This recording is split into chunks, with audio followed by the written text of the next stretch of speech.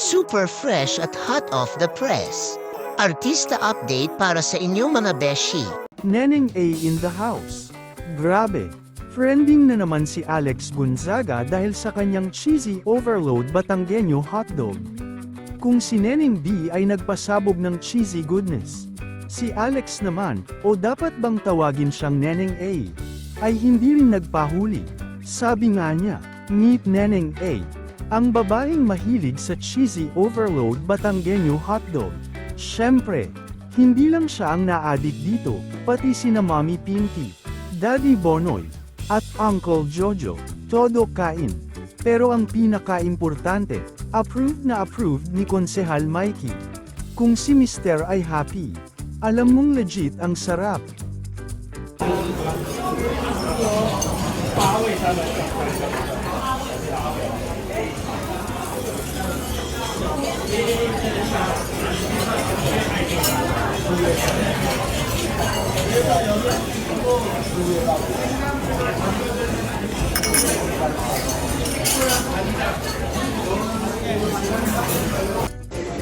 Simula na!